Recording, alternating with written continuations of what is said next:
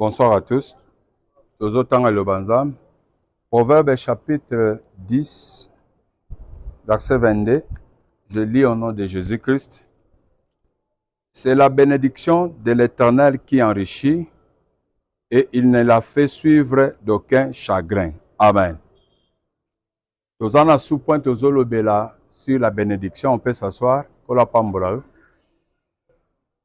Sous-point tous parler sur la bénédiction pour dire que na vexe oyo bazotalisa biso comparaison moko ezosala kati na esika na kati ya comparaison oyo bazoloba eza lipamboli oyo utake pa na Nzambe nde erandaka bato riche.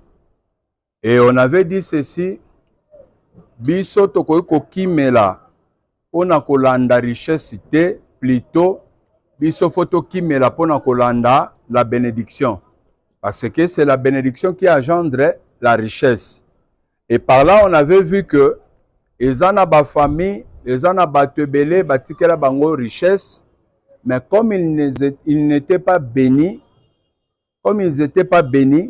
et ça là que oye kukai ko conserver richesse na bango ezalate.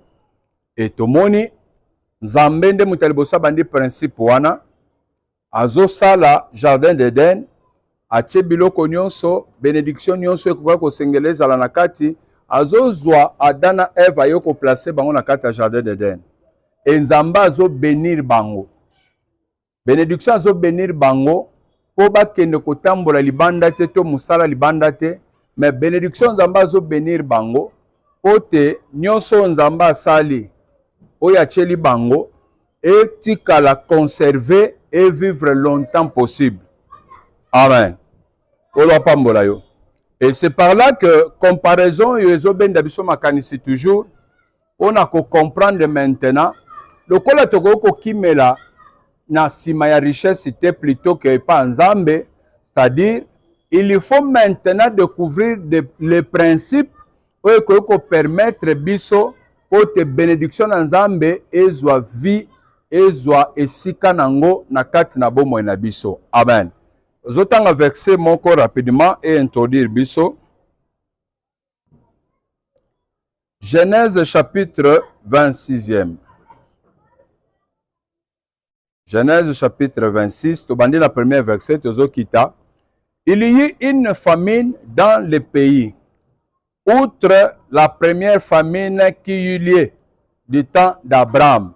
C'est-à-dire zala moko eyaki kokota na mboka bisika bazalaki nani azalaki wana on va découvrir, mais bazoloba nzala ngolo lenge yelaki eza comparé na famine oyo ekotaka na série Abraham azalaka en vie.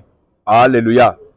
Série Abraham azalaka en vie nzala wana pe yaka tango ekoteli bango na mboka esalaka ki Abraham aketi Egypte nde place akendaka koteka mwasi ne Sara ya kokoma na mwasi ya Pharaon. Et bazoloba sikoyo Bible oyo yebi makambo nyonso ezo répété pour dire que il y eut une famine dans le pays. Lokola nzala oyo esalemaka na série ya Abraham. Et Isaac alla vers Abimelech, roi des Philistins, à Guérar. Donc, nzalo eyaki atangwa mibale, Abraham azaki isusu te. Mais écoutez nan, Isaac, kola pambola yo. Écoutez Isaac de son temps, yeba yeko vivre nzala wana. Oh, nzalo yo histoire moko papa betela bango. Ke ba vivant nzala ti bakenda na Egypte. Ne salaki à partir d'Égypte ateka mwasi na ye, mais Isaac pe aye ko vivre ango te nzala wana ye et akuti ke na kati ya mboka moye ko vivre ezate nda zolongwa place azalaki na Kana po akende na pa ba Philistin na Guérar. Et Bible zoloba l'Éternel lui apparut et dit ne descends pas en Égypte. Lorsqu'a commis chez les Philistins na Guérar, suivez-moi très bien. Lorsqu'a commis chez les Philistins na Guérar, Nzamba se précipité. Nzambe oya alliance ya tata na ye Abraham a se précipité ya koya ko se révéler kati na ye na butu. Et Bible zoloba, Dieu apparut à Isaac et dit, ne descends pas en Égypte. Nzamba pekisi ye. Moni lokolo komi awa. Komeka kokene na Égypte te. Pourquoi? Parce que na tawana l'Égypte était la grande puissance. Ndenge États-Unis lelo. Alléluia. Ndenge États-Unis lelo, Égypte mutazaki grande puissance na moment. C'est-à-dire mutu nyonso akoya ko sala recours kaka na Égypte que place bozueza, place mbongweza, place makamba via bien ezali, ndenge pe lelo bato mona question à côté Amérique nda komi bien. Alléluia. Alléluia. Nzamba se précipité pour na koya ko se révéler. Azoya ko ebisa serviteur na ye. Ne descends pas en Égypte. Demeure dans le pays que je te dirai. Tikala na mboka o na koyebisa yo. Mboka nini? Séjourne dans ce pays ici. Dans ce pays ici. Nzamba zoyebisa yi tikala awa. Place nini? Chez les Philistins. Na Palestine ozomona wana. Alléluia. Alléluia. Na Palestine ozomona wana. Nzamba zoyebisa siko Isaac. Tikala awa. Ko bouger te. Je serai avec toi. C'est pour dire que ce qu'a lobby a kende na Égypte, est-ce que Dieu serait encore avec lui? Et puis si vous comprenez. Ce qu'a Tchetembe qui a lobby, oh, comme j'ai Dieu, c'est-à-dire na koko kende partout, on a lingi.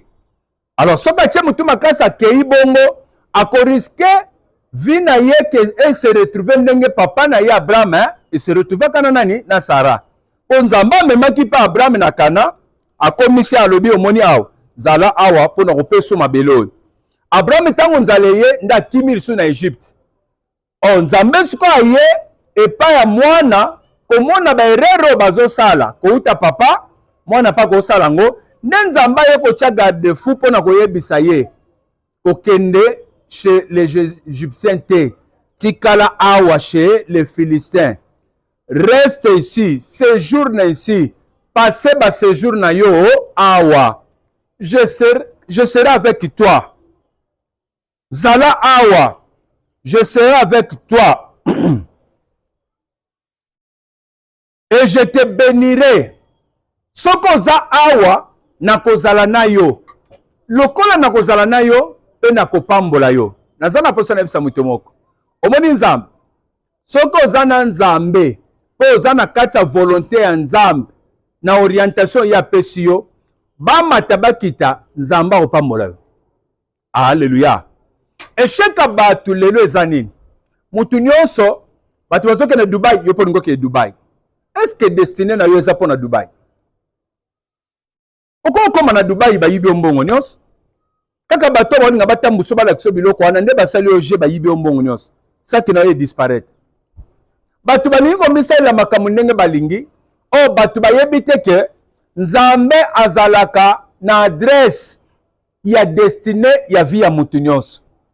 Suivez-moi très bien, je vais être simple. Pena kokele mulayi te po bo comprendre supo na ligina pesa.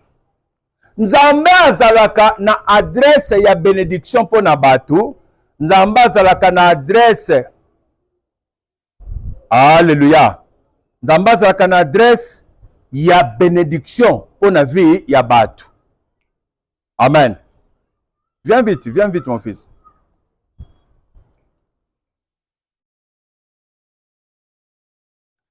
Entre dans le bureau là-bas. Tu prends le carton qui est sur la DG. Soki Nzambe amemi yo na orientation na ye oza mutu ya esengo. Na vie gloire. Tambola na orientation ya Nzambe. Tambola na page Nzambe azopeso. Moni nzela Nzambe azobisa yo. Soki Nzambe alobi ke nazo memosko na Katanga. Nzambe akomi kosalela yo calcul. Nzambe akomi kosalela yo programme. Sepela. Nde réussit ta vie. Soki ozotambola na mokili oyo, yo moko na bapa na yo, na banzela na yo, na oyo lingi, yeba tokokutana na échec. Pourquoi? parce que koyeba nzela ya destiné na yo te. Nzamba yembango epa Isaac ayebisi séjourner awa na pays oyo na kozala no pe na kopambola yo. Tika nzambo ya ndimi CAC la grande CAC Kamalondo ezwe sikoyo nzambe wana ayebisaki ngake nazo memo grand katanga nzambe wana apambola biso na isikoyo. Ngamo nazo betaka lisolo ya bénédiction po nzambe pa zo pambola nga. Ole so pambola yo. Soki nazo beta lisolo po naza nango confiance pe na yebi o nzamba zo sala. Nzambo ameme biso na référence oyo. Nzambo alobaki ke bokopesa mbongo epa mwana mwasi ya garantie. Mwana mobali te. Na ye na kutani na ba place ebele na Kamalondo awa.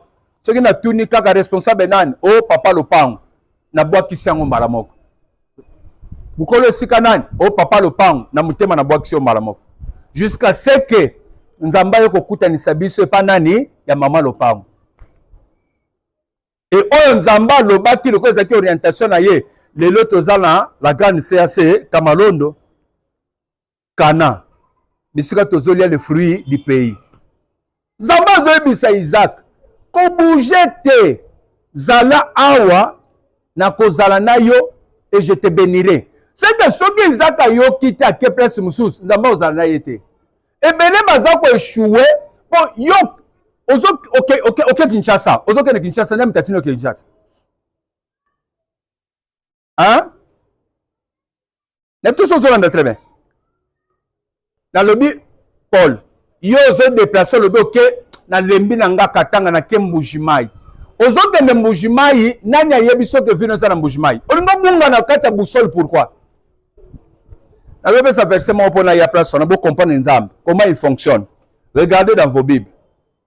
Ésaïe chapitre 30, verset 1. Moi, je peux lire ça dans ma tête. Malheur dit l'Éternel aux enfants rebelles.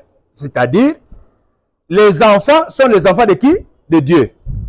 Mais ils sont maudits par Dieu. Alléluia. Ils sont maudits par Dieu. Mais ils sont maudits pourquoi? Malheur dit l'Éternel aux enfants rebelles. Parce que ces enfants-là sont des enfants rebelles. Qui dit rebelle, c'est-à-dire un rebelle, c'est quelqu'un qui fait la rébellion. Et la rébellion par rapport à quoi? Par rapport à l'autorité établie, par rapport au pouvoir en place. Ok? C'est ça, non? C'est que Batoana Bazaba rebelle à M23, comme on le dit. Mais maintenant, comme nous sommes les enfants de Dieu, nous sommes rebelles par rapport à quoi? Est-ce que parce que nous avons porté les armes, écoutez bien la parole de Dieu. Malheur dit l'Éternel aux enfants rebelles qui prennent des résolutions. Qui dit résolution? C'est-à-dire vous prenez beaucoup de vos solutions, de décisions sans Dieu. C'est-à-dire quand vous voulez décider, vous ne consultez pas Dieu. Mais tandis que vous êtes enfant de Dieu et vous êtes à l'église, vous prenez des décisions sans Dieu. C'est déjà la rébellion devant Dieu. C'est déjà une rébellion. Pourquoi Dieu est mécontent de vous et il vous maudit? Il vous maudit d'avance. Que tout ce que vous allez faire, ça ne va pas réussir. Pourquoi? Vous êtes maudits parce que vous prenez des solutions. Vous prenez vos solutions sans consulter votre Dieu, sans demander à Dieu. Qui prennent des résolutions sans moi et qui font des alliances sans ma volonté. C'est-à-dire, il y a des résolutions qui dépendent de la volonté de qui? De Dieu. Il y a des alliances qui dépendent de qui? De Dieu. Maintenant, comme vous êtes enfant de Dieu, vous voulez vous marier. Au Tunin Zambete, pour continuer à cette église, Banabasio Somoni, Ndebasio Fobal. Mais Banabasio Soubazan, Bazabandoki, Bayoko Lukanzamba Bixabamot. Moutou Zazana Babengana na Libala, Asala Kindumba. Est-ce que Foyo Skobala, moi, si Babengana na Libala? Ce que Dotei Makambo, des problèmes. Mois de décembre, tu reparler sur la délivrance dans le mariage. Le mois de décembre, nous en a 30 jours. Il y a la délivrance dans le mariage. Donc ça va commencer le dimanche 30 novembre pour terminer le dimanche 27 novembre. La délivrance dans le mariage. Et vous allez comprendre Par rapport aux enseignements, vous allez comprendre qu'il ne faut pas vous hasarder à faire des engagements sans pour autant demander la volonté de qui? De Dieu. Parce que le mariage, c'est une institution divine. Quand on dit institution divine, c'est-à-dire le mariage vient de Dieu. C'est lui qui a mis ça dans le jardin d'Éden. Alors tu ne peux pas concevoir quelque chose comme ça sans pour autant demander à Dieu, Seigneur, nazwa-moi sinini, nazwa mobali nini. Bana mbali misu baza pe bandoki. Bana mbali misu baza soko bali bango na famille na bango basi bakufaka. Soko bali basi aboye ozwi bitumba na banyoka famille na bango bakoya koswa yo kokufa avant l'âge. Nde bamibali misusu abandaki kovivre bien kaka bali mwana mwasi oyo nde azokufa. Azokufa avant l'âge bakoyeba te ke libala moto ebomisi ye. Décembre ezali kama mariage. Nzambe ko inspiré, on va parler en profondeur. C'est-à-dire, ils sont maudits. Pourquoi? Parce qu'ils prennent des résolutions sans Dieu et ils font des alliances sans volonté de qui? De Dieu. Et la Bible confirme, pour ajouter péché sur péché. C'est-à-dire quoi? Si vous vous mariez sans la volonté de Dieu et que vous êtes un enfant de Dieu à l'église, vous prenez une femme ou un homme, vous mariez sans la volonté de Dieu. Devant Dieu, il vous compte comme si vous êtes en... Non, pas comme si. Il vous compte que vous êtes en train de commettre péché sur péché. Ésaïe 30, verset 1. Regardez dans votre Bible. Regardez. Ésaïe 30, verset 1. Malheur dit l'Éternel aux enfants rebelles. Ce sont des enfants qui se sont rebellés. Pourquoi? Vous êtes à l'église ici, il faut se marier, il faut consulter Dieu, il faut demander à Dieu. Vous êtes un enfant de Dieu, aux ans à moins $1000, bah, peut-être $500. Au niveau de décision, on n'a pas de fruit de cidre. N'a pas édition qu'il faut que na fruit de cidre. Venez na fruit de cidre. Nous avons eu à quoi une seule $500 na maboko, bah, peut-être ya mawa, il y a garantie à ndako mutakoti, bah, l'ongoli 500, bah, l'obi yozo ato bandafer. Mais c'est Dieu qui a fait ça. Il faut qu'il m'embarque pas passer le papa, tel nzamba salinga grâce. Na longo na $10 $50 yango. To sambela nzamba ibisanga na sala nini. Nzamba na ko orienter yo ko yebisa yo loko ko sala. Yo zozo skonzelo le bokenda fui d'ici. Soki ba kyoko beto masasi kuna na bazulu okufi avant l'âge. Faut nani. Est-ce que vous comprenez? Faut nani. Faut nzamba. Faut na yo okenda ki afui d'ici pourquoi? Lokolo longwe na busol na yo. Lokolo longwe na paramètre nzamba tshela yo. Ndoko tombe victime sata na bomi avant l'âge. Ndoko kota na banzela ba drogue. Kolo so pambola yo. Nzamba zo yebisa Isaac. Kolongwa na kati na Palestine wate na Gerara Fandawa. Je serai avec toi. C'est que ce que Isaac a longwe na Gerar, à Égypte, à quelle place Moussous, Zamba Ozanaye. C'est pourquoi Batebele, Bazabo Mitur ma question, Zamba Zopambolangate pourquoi? Zamba Zopambolangate pourquoi? La bénédiction de Dieu est à la localisation, est à la adresse. Est-ce que vous êtes dans un bon adresse?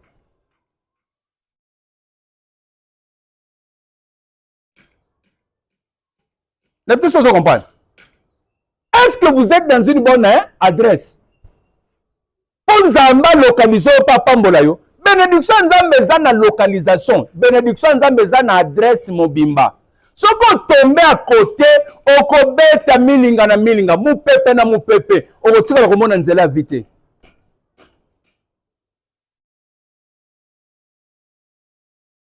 Alléluia.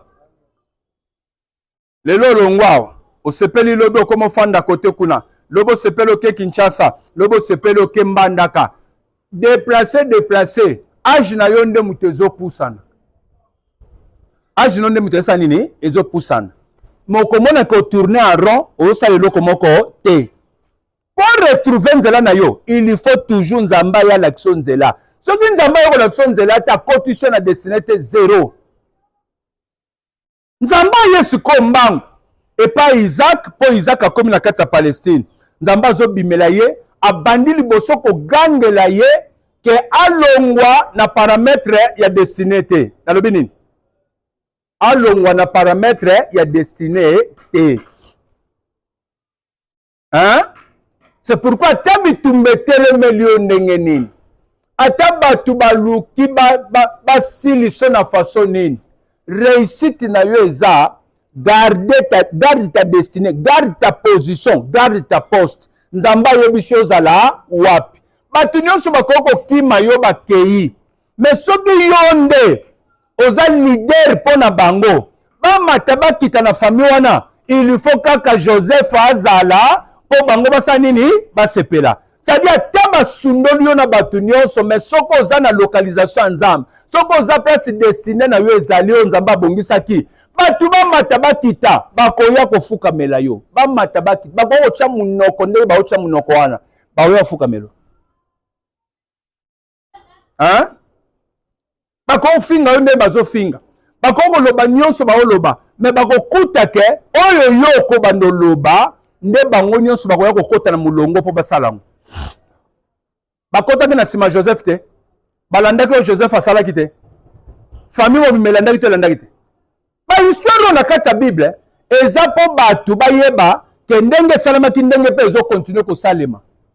Soki mutaza enseigner te, oko sambrier pour rien, oko kuta pe réaction nzambe pa na yo ezate. Mais muto ayebi ndenge nzamba tamusaka makam. Ndenge nzamba zalaka c'est-à-dire nzamba zalaka fidèle na position oyo yaza nango. Mutu wana tant que garder position nzamba pesiye, il ne va pas échouer. Ata bosali ba réunion bolobi ke a échoué. Ata bosali ba réunion bolobi ke aza aventurier. Mais zope courage lobi, sala réunion loba ke il a réussi. Banda pa ko loba ke azwi lisusu kaka lambo yo ebungaki. Elambo bande baboto la mais lambo ne zongi lisusu. Zope courage lobati.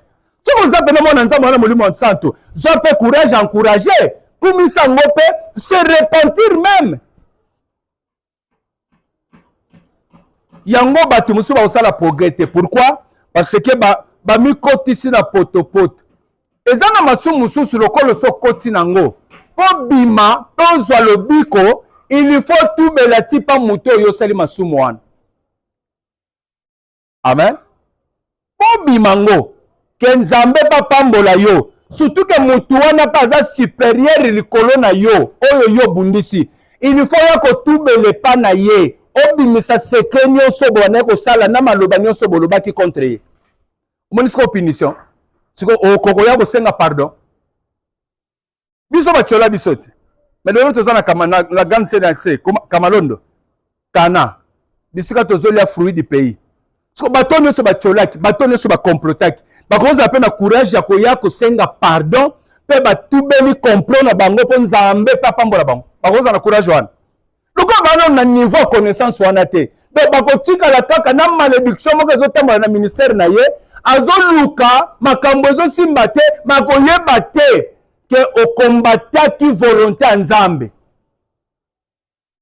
boyoki nga bien te okombataki volonté nani ya nzambe mutu wana yaka na katanga pona volonté nani ya nzambe bokanisi bobundisi ye loko bozalaki na niveau ko comprendre te que nzambe mutatindaki bobundisaki ye te bobundisaki nani nzambe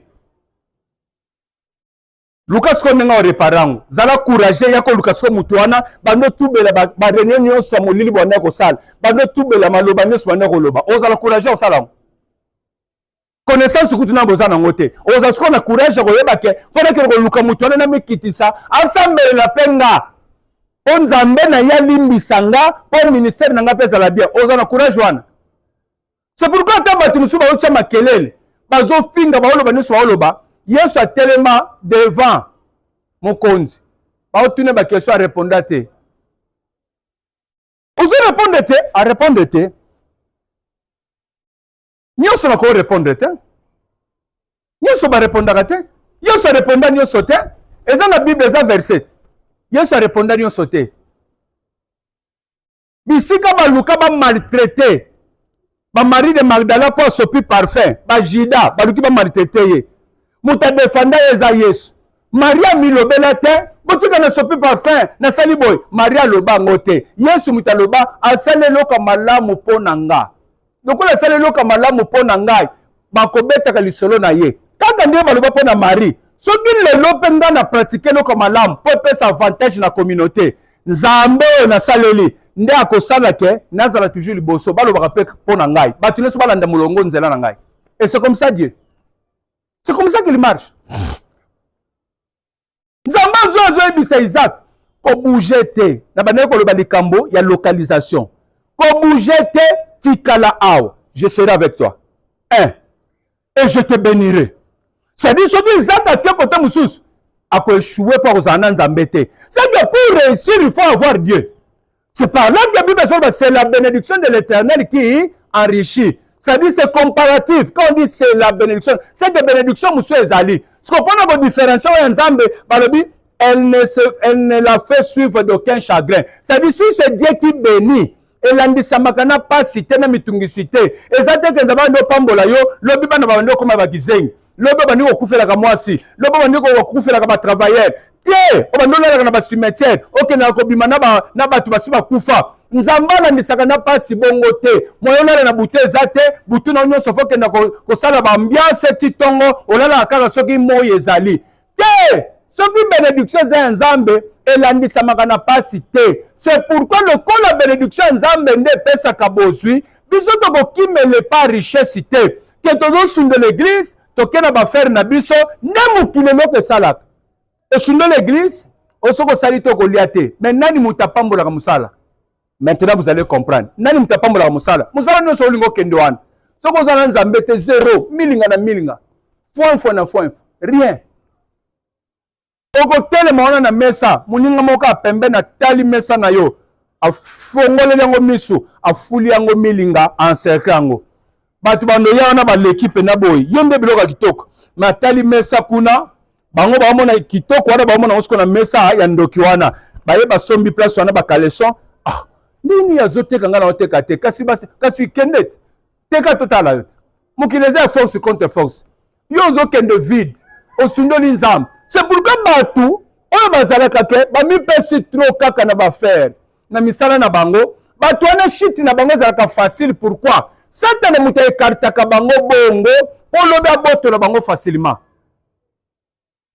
Biso tozopambola mapoto tika nzambe musika te aboyoki te nzambe azopambola biso po tokima ye te avec la bénédiction na yebi ke nzambe nde moto asaka nini apambolaka nzambe nde moto aprotégeaka ye moto aprotégeaki oyo ya Job pe Satan akokaki kosimba ngo te. Et c'est comme ça qu'on marche avec Dieu. Reste ici, je serai avec toi et je te bénirai. Car je donnerai toutes ces contrées à toi et à ta postérité et je tiendrai le serment que je fais à Abraham ton père. Je te bénirai, car je donnerai toutes ces contrées à toi et à ta postérité. Na kokoki sa promesse on appelle ça qui papa no Abraham. Kolongwa awa te, kokende Egypte te Isaac. Namba bondeli na katandoto. Reste ici. Je peux vous dire quelque chose. Je peux vous dire quelque chose. Restez. N'abandonnez pas. Bon, et ça la différence même dans la famille. Je vous dis des choses que je connais et j'ai de l'expérience de ça. Restez, appliquez-vous. Ne soyez pas négligents. Hein? Ne soyez pas négligents. Appliquez-vous. Suivez tout ce que je vous dis. Ce qu'on a le but, jeûne prière, ça là. Ce qu'on a dit prière, priez. Na le but offrande, bunda to offrande na muke.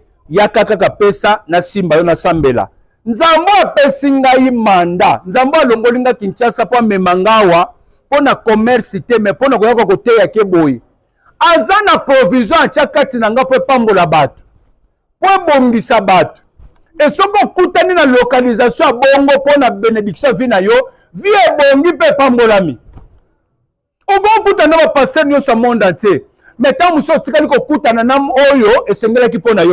le jour où vous allez le croiser, le jour où on a venir bandiko fongwama, il suffit le bakaka soye béni, vieux fongwami. Il suffit pambola yo, ozo pambola. Il suffit sambele yo, makamezo fongwama. Pourquoi? Parce que vous êtes localisé en lui. Vous comprenez la binote? Gloire à comprendre, hein? Les autres salés flou, à comprendre. Demandez à Gloire. Il ne comprend pas. Le col koutani na localisation na ye. Le col a yenda za porter ya bénédiction na yo. Nyonso esengela ki déverser sur yo. Nzamba ko sala ke luko contact ko ne koutani. Automatiquement, ozozwa quelque chose ezo utapa na ngezo kota kati na yo sans que biso mi baleto mona. Omoni nde na te ya kaboy. Et que kota pa na bino. Et vous allez commencer à prêcher comme ça. Hein? Bon, na terre boy, ne toza monoko makasi boy, na connaissance d'amba pesi biso. Soko o respectenga bien. O komona ke, soko mi sali vraiment fils, un fils. O respectenga comme un père. O komona o nyo seza kati na ngeke longwa e koti pa na yo. Na ndenge kokota, to koyeba te mais to komaka constater ah. Ces enfants parlent comme papa Michael, hein? Ils ont de la connaissance, hein? Ils prêchent bien. Hein? Mais où tu vois? Aux gens pas papa na bino nanda. Aux gens pas koko. Mais Nzambe o ya che manto pananga, manto ne sa nini et que kota pa na bino. Pourquoi? Parce que boza na kati ya destinée, na kati ya localisation na bino. Nzambe ya ebisi Isaac, ne bouge pas. Omoni place okomi, restera. Tikala na poste oyo. Place oyo na pamboli yo awa. Na kobongisa, na kokokisa o na laka Abraham na place oyo. Pourquoi Nzambe aye mbangu? Pour yebisa que reste ici, ne bouge pas. Par rapport à vie Abraham mutasala ke rera ke naka Egypte ateki mwasi na ye. Pourquoi na tango ya Isaac Nzambe a précipité mbangu pour ko yebisa ye petit ne bouge pas, reste ici. Pourquoi? Quelle raison? Jérémie chapitre 1er, verset 4 à 5. Lisons. Jérémie 1er, 4 à 5. Que dit la parole de Dieu?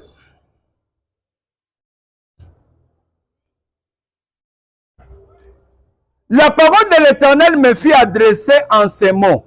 C'est-à-dire, Dieu s'est révélé en Jérémie.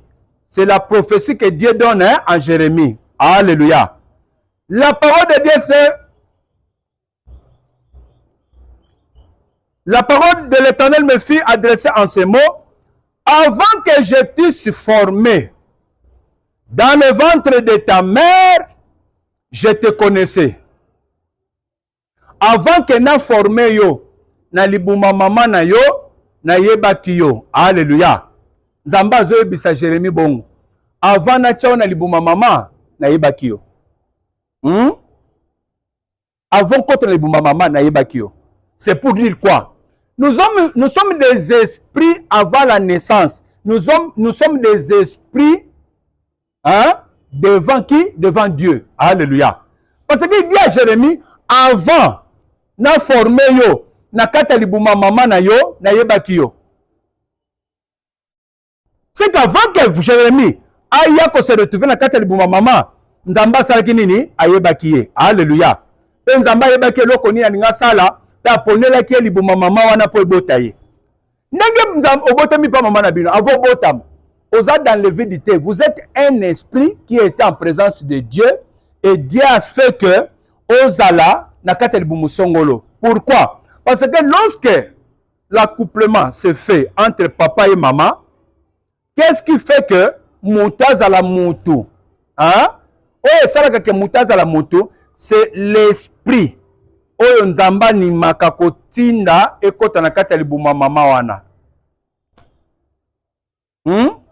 Soki Nzamba sa ndimi kotinda esprit wana na kati ya spermatozoïde wana ekota pe fécondé, hein? Automatiquement esprit wana nde ezolata sikoyo nzoto oyo, hein? Ezolata nzoto sikoyo ezako se former. Soki esalami te nzoto pe moyen se former ezatendo kokuta o à vivre 5 à 10 ans zobota te. C'est parce que l'esprit n'est pas venu. C'est clair. Lorsque l'esprit vient là, vie faut pesama. Le coup l'esprit est au côté, moi vie pesama ezate. Alors l'esprit peut venir et côté, mais comme tu as un combat, il y a beaucoup fait là-bas, vie et pesami, mais côté au coup fait limon. Mais production ils ont ça les manan. À partir de là, esprit oh nzamba zo permettre côté na libuma mama. Parce que nzamba zo loba clair. Pour que loba passer qu'est-ce que tu dis là? Avant que je t'ai formé dans le ventre de ta maman, avant de former on a quatre libuma maman, je te connaissais. C'est qu'avant à se retrouver dans libuma maman, nzamba ça ibaki. Alors il était où? Vous avez compris maintenant? Hein? C'est pour dire que tel que tu es là, tu n'es pas inutile. Ne te vois pas inutile parce que tu manques 5 polos, tu manques de chemises, que tu as sonité. On a un chocolat lata zala propre. Pour se présenter le boussabato quand même, hein, pour la hygiène quoi, hein, pour la hygiène, propreté. C'est ça. Bon, ça vendeur, on se blâme dimanche aux à la propre.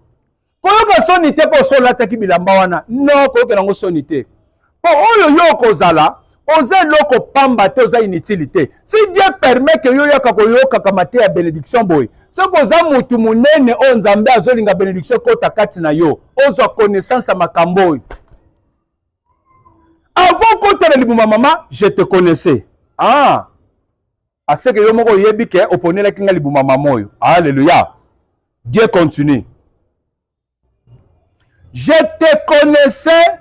Et avant que tu fusses sorti de son sein, avant que Nandi Mobotama, Obimana Libumunaye, ok? Je t'avais consacré, je t'avais établi prophète des nations. Avant que Obimana Libumama Nabino, je t'avais déjà mis à part. Quand on dit consacré, c'est être mis à part. Être préparé par rapport à quelque chose.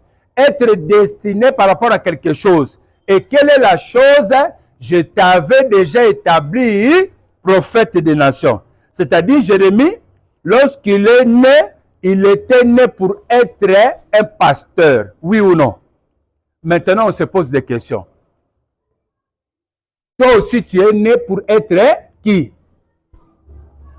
Est-ce que tu peux connaître ça? Alors, si Dieu ne te révèle pas, comment tu sauras que toi, tu es tel ou tel?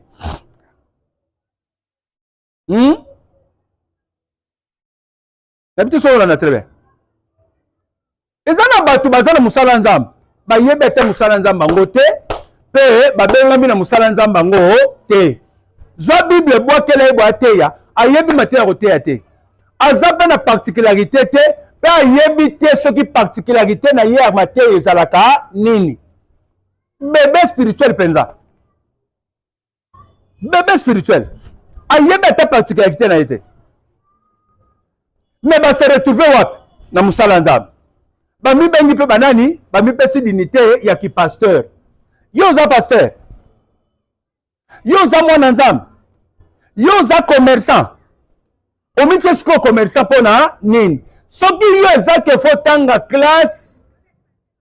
Pesi maman na bina salaka, il faut profiter maman senga bakoti na université et puis tanga classe silisa après ko koma assistant professeur ndenge koko na bina zalaki. Maintenant yo zo ke bibwaki à la Kenya, au communaux commerçant classe olingi noté. Obungi to bungide. Natuni obungi to bungide. Tu es perdu. Tu es perdu. Oh, toi ta destinée, ils vont succéder grand-père Azalaka Nani, enseignant. Mais qui a fait ça? C'est Dieu. C'est pour dire quoi? Que chacun de nous a una destinée au Nzambe à Bongiselaye. Et pour la bénédiction, Dieu a dit à Isaac, Kobi manakati na mboko yote, pour les localisation de ta bénédiction. C'est pour dire qu'il y a d'autres personnes qui ont échoué dans la vie parce que va se retrouver dans la localisation de Bangote. Et tout ça, on comprend. Le coup là se retrouver dans la localisation de Yete, il s'est perdu à cause de la résolution, à cause de la décision, il y a yemo sans pour autant Lukanzamba orienté. Ce qu'on comme que Lukavi, ameka o yangote, ameka o yangote, ameka o yangote. okomeka tio bayaka to sai nini obaye molili na kati lobi na obandelaka wana hein. Demain je vais continuer seulement ici tozala awa, je vais continuer, je vais préciser et vous allez comprendre qu'est-ce que je veux dire au juste tellement likolo te bisanza maloba.